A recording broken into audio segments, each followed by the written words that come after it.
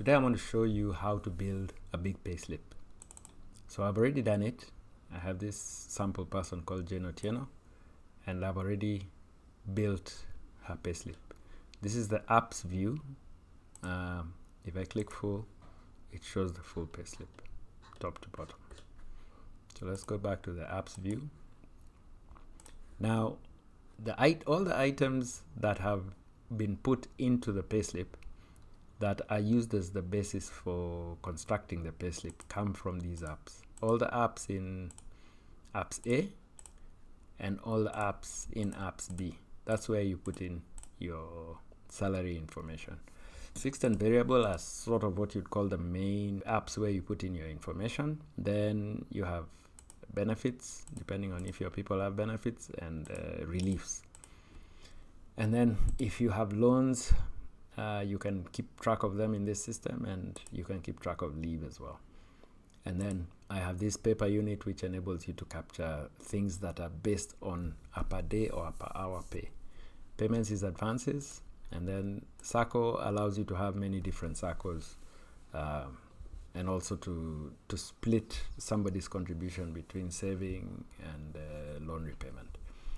Okay, so let's go back and see the different items. Now, one way you can go back to the source is by clicking here. So maybe we just start from the top and go down. So if I click source, it opens up the fixed items. Fixed items is this app. So in the fixed items, in the month of November, so any item where the period from period to, if November falls within that, that's what we should expect to see. So in this case, we have November 2022 for basic pay and for help. This basic pay increment of 110 is applicable from 2023 January. So we expect to see 100,000, and we expect to see a voluntary deduction of 3,000. Now, if we go there, we have the 100,000 sitting up here, and we have the voluntary deduction of help sitting down here.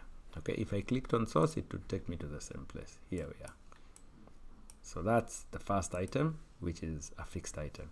Second thing we have is house allowance, 15% of basic pay. We click source, and it takes us to computed items. And you can see we are saying use this formula. So calculate house as 15% of basic pay. Here again it says what the percentage is for this particular individual. And you can see in the payslip it gets calculated. The next thing is this transport allowance. This one is the varying items. So we come, this is varying items. For Jane, you have transport allowance, which is cash. We have a recovery, so we should expect to see that for the month of November. And again, this is varying, so it's based on month. So you can see we are talking about the month of November. And then we have a phone bill of 6,000. Let's go in there and look for those three things. 3,000 cash, transport allowance here. 6,000 phone bill. It's I is information. You come down here it is, 6,000. And you have a voluntary recovery. This is contribution to funeral fund. Let's look for that. Contribution to funeral fund here. Okay. So those are the varying items that it has picked. So we are still coming from the top. We had done these three items. The next one is overtime. We click here. It takes us to the paper unit. This is what I said. Anything that is based on a day rate or an hour rate can be paid from here. So in this case, it's overtime of 1.5 rate. So she has 12 hours, and it's been calculated as 94.41. And in the payslip, it shows you the calculation right there and how you get up to that. So that's the paper unit. Again, this is varying, so it's based on month. Next item, this is calculated. It's a benefit. So this is a calculation. So if you click, it will still takes you to the source where the phone bill exists. So even the calculated portion, if you click the source, it takes you to the original amount. Benefit car again will take us to, that one we had not looked at. So if we click here, it takes us to car benefit. Now we have jumped onto these benefits. So we've looked at an item from here, here, and here, and we are now here in car benefit. So we have two entries, KKK 001 and 000. One is hired and one is owned. The value of the hired one is just the hire fee, and the owned one is 2% of the purchase value.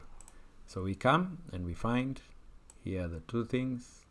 They've been summed up to give a benefit of 55K. We go to the next thing, housing. Click on the source. House benefit, come back here. This is house benefit. House benefit is, in this case, you have the options. We are saying that this person has been given a house by their employer.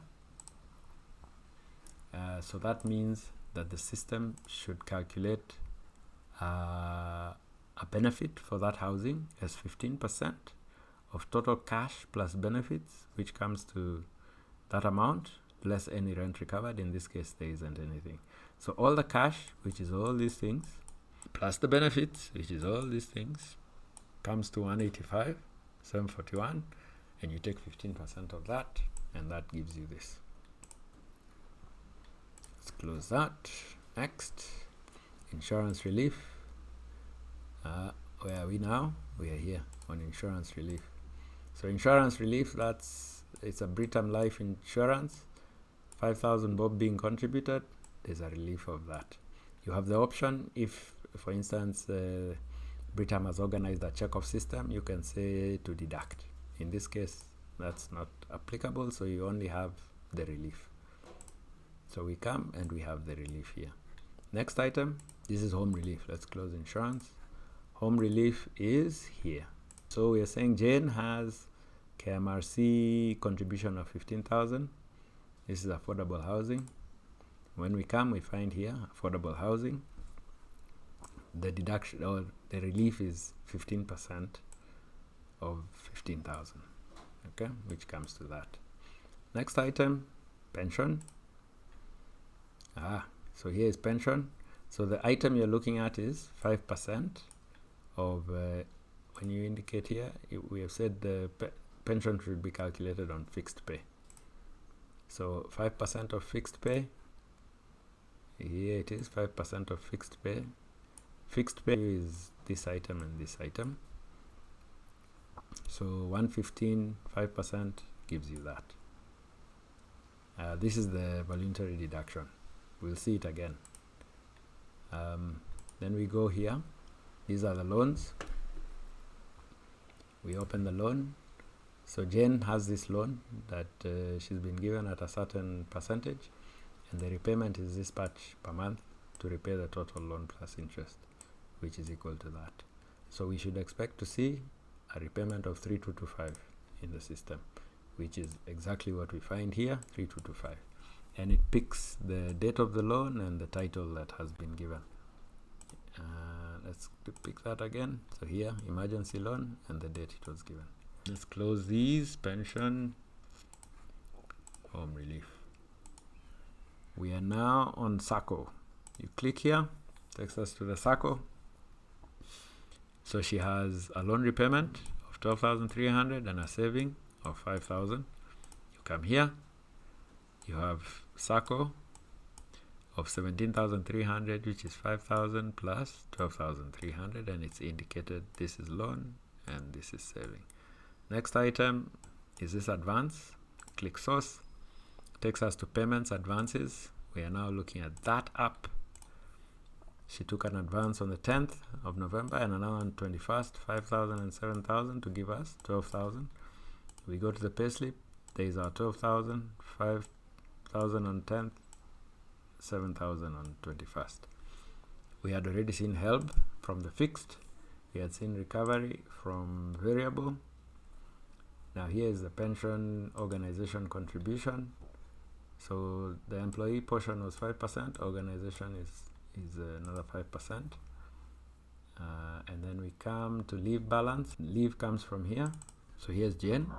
She has two types of leave, normal and study leave. 21 day. Oh no, that's what was given, the days per year, and this is what she has earned as at November. If you go to October, you see this reduce. If we go back to November, so this calculates how many days someone has earned of what they've been given for the year as at that month, and that's what appears in the payslip.